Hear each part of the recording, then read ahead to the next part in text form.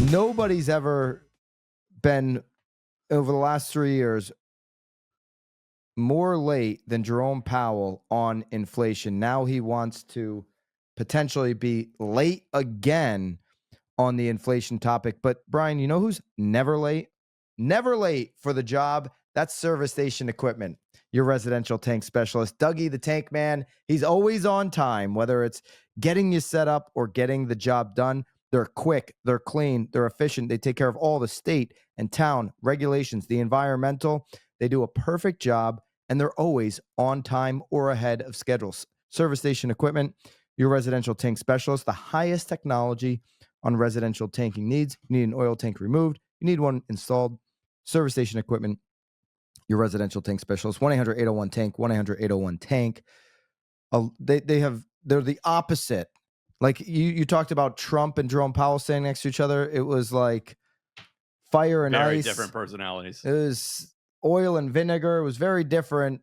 I could say the same about Service Station Equipment, the way they pride themselves, and Jerome Powell as well. Jerome Powell is, in my opinion, too late now on this restrictive policy on the rates. It's having, you look at real estate, you're like, real estate must be doing good. Record home prices again. Every month there's a record home price.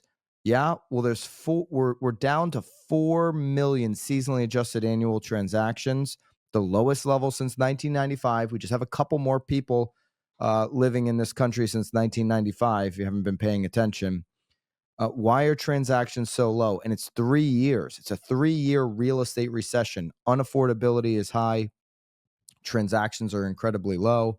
It's a rate-sensitive environment. These rates are not only impacting just real estate transactions and loan officers that could be writing on these homes like yourself, Brian. It's impacting the appraisers and everybody that kind of leads up to a transaction, like an inspector and all of that. But think about all the local businesses that support every time somebody buys a house: the cleaning, the landscaper, the moving, the plumber, the electrician, the different local businesses that get impacted when somebody moving out, moving in.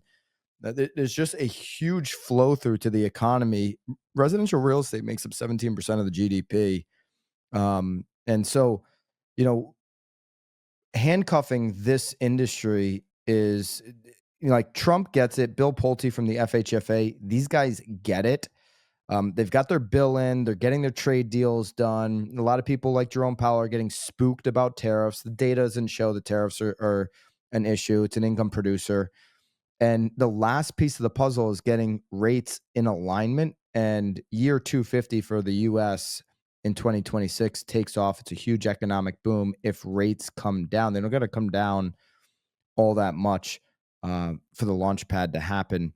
And it doesn't, they don't have to come down all that much for more Americans to actually be able to invest in home ownership in their local community and get stabilization and feel a little bit more confident about living in their community and settling down. So Jerome Powell's holding a lot of Americans back, the economy, and a lot of American families. But you're the defender, so go ahead and defend that position after. I am the nerdy banker, so of course I'm going to take sides with the nerdy banker over the politician. But I will offer an opposing view, which is I think that, well, first of all, Donald Trump and we want the same thing, which is Donald Trump wants to refinance the national debt to a low rate, and I would like to refinance the homeowners of Connecticut to a lower mortgage rate. So we all want the same thing. And I even think Powell, I think, probably would want that as well, because if he can lower the rates, that means inflation's under control.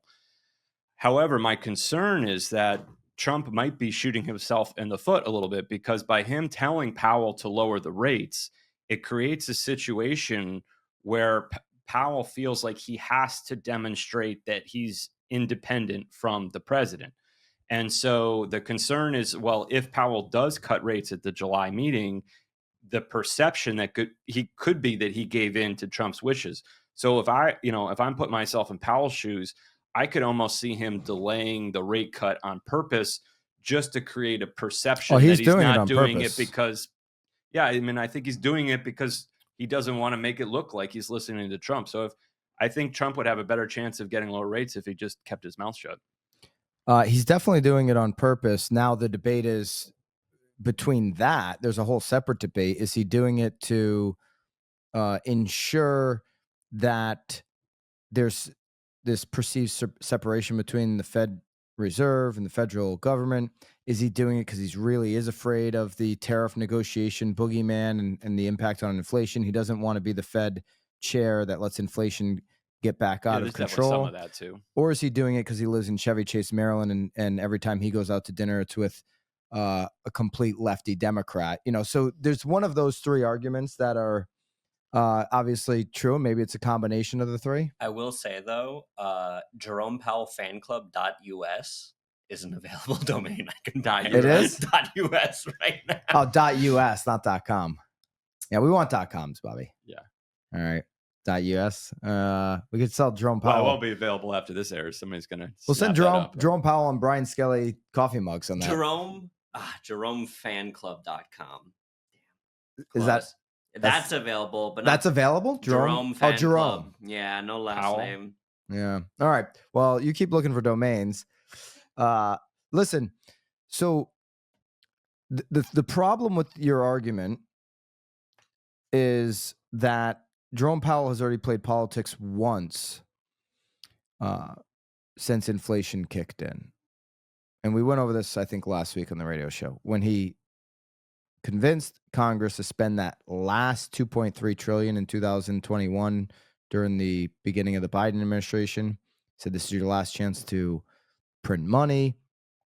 That's like bringing a bag of, lollipops home to a 4-year-old. Like, why did he say that though? I don't really understand why. What was the because context? he's like, you can only print money for so long before inflation is going to kick in. So he was alluding to the fact that inflation might kick in if we keep printing all this money. And it did. So he poured gasoline on the fire. He warned that, hey, if inflation kicks in, we're going to have to get restrictive. We're not going to be able to, bring all this new liquidity into the market. Think about it. Jerome Powell, he's the guy who printed 80% of our monetary supply. 80%. So you got a $5 bill in your pocket. 4 of those dollars were printed by Jerome Powell in the last 5 years. So we want to get, we're obviously concerned about the debt. Jerome Powell's not concerned about it because he only has a mandate that deals with inflation and maximum employment. So he wants to go down in the record books as the guy who put this $2.7 billion renovation together on HQ that got inflation under control and maximized employment. If the debt gets out of control, it's not going to be on him because he had a mandate. Jerome Soft Landing Powell? Are we talking about the same guy? Jerome Soft Landing Powell printed 80%. It's like the Conan O'Brien meme when it's like, this person, you mean, and then they do the other thing. He's printed 80%. So people talk about, hey, real estate prices, they're going to start coming down, right? They're really going to start crashing. Listen, sales just went down in June, according to NAR, 2.7%. In Connecticut, they went up about 3%. All right. Now we're humming off of levels as low in transaction count that we haven't seen since the financial crisis. So the 3 points up and the 3 points down nationally, we're dealing with 3 years of really low transaction number. But what do we see in Connecticut in June? And what did we see nationally in June? Another all-time record price. Now there is price pressure happening in pockets like Southwest Florida and Sunbelt states right now. But to say after printing 80% of our dollars over the last 5 years that home prices are going to crash, what else would you own? Not everybody buys Bitcoin. Hard assets, $19 trillion of real estate. That's what the baby boomers own. Baby boomers aren't giving their houses away. If they are, email me, byron@oneteamct.com. I'll pay your taxes and insurance. I got no problem with it. They're not giving their real estate away. You're not going to see a major crash on prices. So the only way you get affordability up in this country is by getting the rates in alignment, Jerome.